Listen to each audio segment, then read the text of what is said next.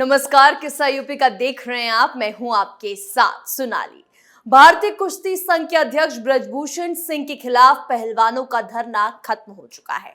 जी हां, गृह मंत्री अमित शाह के साथ मुलाकात के बाद पहलवान अपने काम पर लौट गए हैं।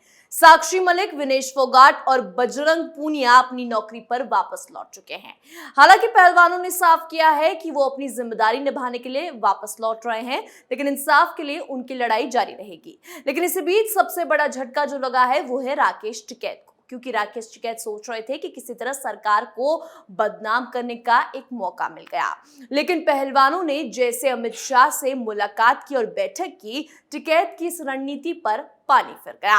तो आज किस्सा यूपी का में इसी पर चर्चा करेंगे। चर्चा के लिए हमारे साथ स्टूडियो में मौजूद हैं कैपिटल टीवी के एग्जीक्यूटिव एडिटर राजीव जी। राजीव जी, बहुत बहुत स्वागत है। धन्यवाद। राजीव जी, इतने लंबे वक्त से पहलवानों का प्रोटेस्ट चल रहा है और इतने लंबे वक्त से वो कह रहे थे कि ब्रजभूषण शरण सिंह की गिरफ्तारी हो। आखिर एक मीटिंग में अमित शाह से कैसे पूरा गेम बदल गया? देखिए, ये जो बैठक हुई है, उस बैठक में ये लोग न्याय की मांग करने गए। अमित शाह के साथ बैठक हुई, इन्होंने सारी बातें बताई कि क्या क्या हुआ है, हमने क्या दर्ज करवाया है मुकदमा, दिल्ली पुलिस का मामला है और दिल्ली पुलिस केंद्रीय गृह मंत्रालय के अंतर्गत आता है, इसलिए पुलिस को भी आप सही तरीके से इन्वेस्टिगेशन के लिए अपने तरीके से बताइए। दूसरी बात यह है कि गिरफ्तारी की चर्चा हो रही थी। इन लोगों की मांग थी कि ब्रजभूषण शरण सिंह को तत्काल गिरफ्तार किया जाए, क्योंकि पॉक्सो का मामला बनता है। और इसके साथ ही ये बात भी चल रही थी कि जिस तरीके से सरकार का रिएक्शन रहा है, मतलब सरकार के तरफ से जो पहले बातचीत चल रही थी खेल मंत्री से, अनुराग ठाकुर बार बार इस बात का आश्वासन दे रहे थे कि निष्पक्ष जांच होगी और ब्रजभूषण शरण सिंह को अगर दोषी हैं तो उन्हें सजा दी जाएगी। और वो तो खुद कह रहे थे कि अगर मैं दोषी मिल गया तो मैं फांसी पर चढ़ जाऊंगा। बिल्कुल, तो यही बात चल रही थी। उसके बाद अमित शाह ने पूरे वाकया को समझाया। उन्होंने कहा कि हमें इस न्याय के बारे में या आपकी मांग से कोई दिक्कत नहीं है, मांग के तरीकों से दिक्कत है। और दूसरी बात यह है कि आपने जो आसपास भीड़ इकट्ठी कर रखी है, उससे बड़ी समस्या है। सबसे पहले आपको यह मानना पड़ेगा कि यह देश कानून से चलता है, संविधान से चलता है, किसी के डिक्टेटरशिप से नहीं चल सकता। आप लोगों ने प्रदर्शन किया, प्रदर्शन की अनुमति दी गई, लेकिन पहले जो पहली बार धरना दिए, उस समय धरने में आप लोगों ने नो एंट्री का बोर्ड लगाया किसी पार्टी के लिए। उस समय आपने राजनीतिक समर्थन नहीं लिया, कोई बात नहीं थी। आपका धरना प्रदर्शन के आधार पर सुप्रीम कोर्ट तक में आप गए। सुप्रीम कोर्ट ने भी कहा कि पुलिस में एफआईआर होनी चाहिए। दिल्ली पुलिस ने आपका एफआईआर दर्ज किया। जो पीड़ित कहे जाने वाले थे, सो कॉल्ड जो विक्टिम थे, उन लोगों के बयान दर्ज किए गए। लेकिन इसके बाद क्या हुआ? जब बयान दर्ज किए गए हैं, दिल्ली पुलिस अपनी कार्रवाई कर रही है, तो फिर आपके इर्द गिर्द ऐसे लोग जुट गए जिनका पूरा का पूरा मकसद केवल भारतीय जनता पार्टी को बदनाम करना है। और यही वजह है कि आप लोगों के बारे में भी उल्टी सुल्टी बातें सुनने को मिल रही है। मीडिया में भी ये खबरें चल रही है कि पूरा का पूरा फोगाट परिवार कांग्रेस की गोद में बैठा हुआ है, हुड्डा परिवार के इशारों पर काम कर रहा है। और ये मामला ब्रजभूषण शरण सिंह का नहीं है, ये मामला भारतीय जनता पार्टी को, पीएम मोदी को बदनाम करने की है। और इसलिए अगर आप अपने इन्हीं अड़ियल रुख के साथ आगे बढ़ते रहे तो समस्याएं पैदा होगी। आप लोग नौकरी कर रहे हैं, आपको इसी अचीवमेंट के आधार पर, जो आपने मेडल लिए हैं, उसी के आधार पर रेलवे में नौकरी दी गई है, नौकरी कर रहे हैं। और अगर आपने फिर से वापसी नहीं की तो उसके बाद सबसे पहले आपकी नौकरी जाएगी। उसके बाद आप लोगों के खिलाफ जो कुश्ती संघ है वो एक्शन लेगी, अनुशासनहीनता का मामला चलेगा और फिर आपके रिंग में वापसी पर प्रतिबंध लगा दिया जाएगा। और इसलिए आप न्यायिक व्यवस्था के तहत अपने स्तर पर जो भी हो सकता है वो मांग करें। और इसके लिए इंडिकेटिव तरीके से, जो सांकेतिक तरीका होता है, उसके आधार पर आप जो करना है मांग के लिए, न्याय दिलाने के लिए, वो कर सकते हैं। लेकिन जो पॉलिटिकल कॉन्स्पिरेसी की बू आ रही है, अगर वो करते हैं तो उसके बाद आप लोगों का करियर खत्म होगा और जो आपके पीछे खड़े हैं उसके लिए तो हमारे पास पहले से ही एक्शन प्लान है। बस ये सारी बातें हुई, उन्होंने आश्वासन दिया कि जहां तक न्याय की बात है, हम लोग उन पीड़ित, जो तथाकथित पीड़ित है, अगर उनके साथ गलत हुआ है तो उन लड़कियों के साथ खड़े हैं। और पीएम मोदी कभी भी इस बात को बर्दाश्त नहीं कर सकते कि उनके करीबी से करीबी व्यक्ति अगर इस तरह के घटनाओं में, इस तरह के कामों में संलिप्त पाया गया तो 1 मिनट के अंदर वो उसके खिलाफ एक्शन ले लेंगे। लेकिन यहां मामला बहुत पुराना है और कहीं न कहीं पॉलिटिकल कॉन्स्पिरेसी भी दिख रही है। तो पुलिस को काम करने दीजिए, न्यायपालिका को काम करने दीजिए, और अगर इन दोनों पर भरोसा नहीं है तो फिर दोबारा सरकार आपसे बातचीत नहीं करेगी, हम आपसे बात नहीं करेंगे, बल्कि आप लोगों के खिलाफ एक्शन होगा।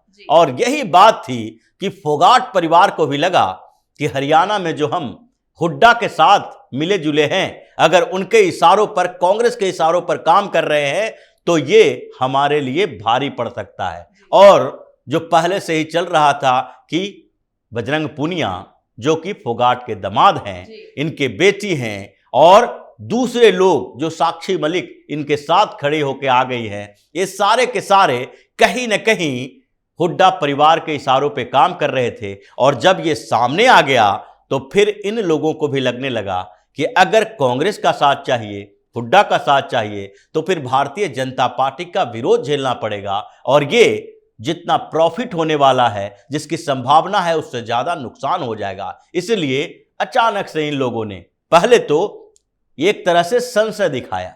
साक्षी मलिक के हस्बैंड ने कहा कि अमित शाह ने कोई ऐसी बात नहीं कही जिससे हम खुश हो जाएं।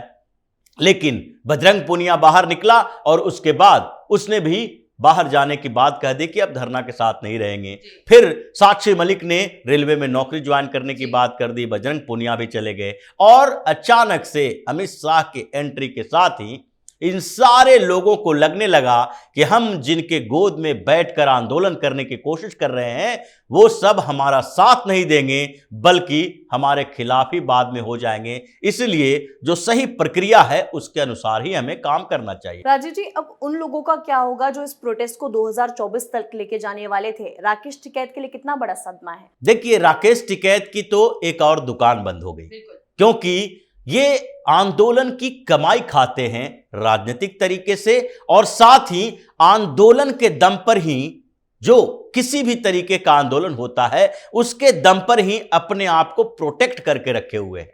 ये चाहते हैं कि अगर आंदोलन नहीं चलेगा तो हमारी अवैध कमाई, अवैध कारोबार पर भी बुलडोजर चलेगा।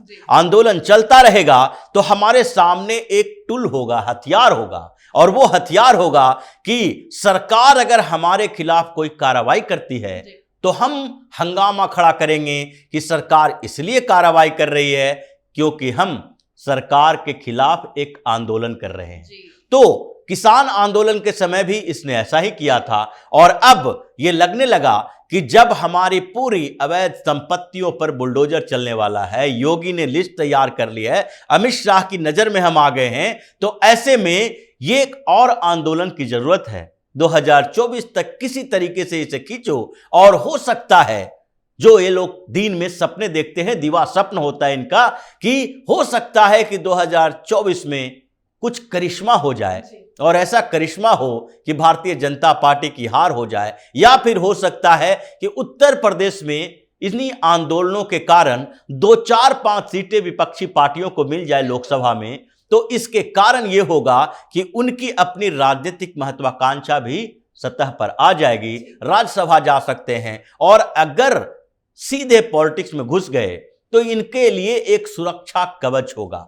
और इसीलिए ये चाह रहे थे इसे खींचने के लिए दिल्ली घेरेंगे, खाप पंचायत करेंगे, और आगे खाप पंचायत करेंगे हरियाणा में। कह रहे थे काफी लंबा चलेगा ये आंदोलन, लंबा चलने वाला था आंदोलन। ये लोग ऐसी ही बातें कर रहे थे, लेकिन अचानक से अमित शाह की एंट्री हुई और उसके बाद ये सारे के सारे लोग धाराशायी हो गए। और अब इसके बाद क्या होगा, क्योंकि टिकैत जिस तरीके से लगातार भारतीय जनता पार्टी के खिलाफ काम कर रहा है और बिना पॉलिटिकल पार्टी के, एक जो होता है कि पॉलिटिकल पार्टी है तो लोग जानते हैं, समझते हैं कि अगर ये राजनीतिक दल है तो ये राजनीति ही करेगी, अगर ये राजनीति पार्टी है तो अपोजिशन में बैठी है तो वो सरकार का विरोध करेगी। लेकिन कुछ जो छुपे हुए लोग हैं, जो एनजीओ चला रहे हैं, जो अपने आप को सामाजिक कार्यकर्ता कहते हैं, सोशल वर्कर कहते हैं, जो प्रेशर ग्रुप की तरह किसी न किसी समुदाय विशेष के लिए,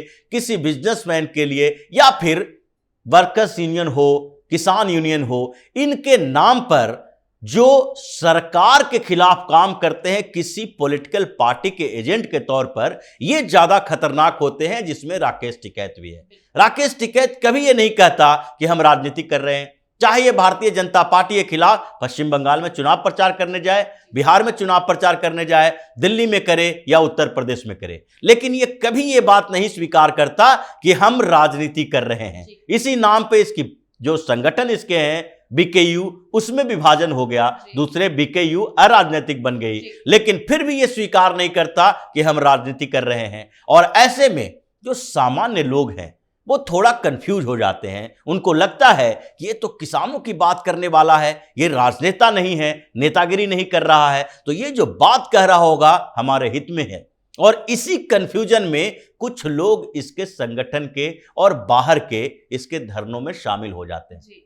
लेकिन अब ऐसे लोगों का इलाज तो तभी होगा जबकि साइलेंटली इसकी कुंडली निकाली जाए, और कुंडली निकालने का काम शुरू हो चुका है कि जो कम से कम 200-250 करोड़ की इसकी अवैध संपत्ति है, जो 80 करोड़ रुपया तो पता है कि कहां कहां पर इन्वेस्ट किया है, बिल्डिंग में, उसके बाद पेट्रोल पंप में, मॉल में, इन जगहों पर जो इसका अवैध तरीके से पैसे कमा के डाले गए हैं, वसूली तंत्र चल रहा है, उन सब के ऊपर कार्रवाई होगी। और उसके बाद अब राकेश टिकैत जैसे लोगों का नंबर तो 2024 के चुनाव से पहले ही आ जाएगा। बहुत बहुत धन्यवाद राजीव जी बातचीत। धन्यवाद।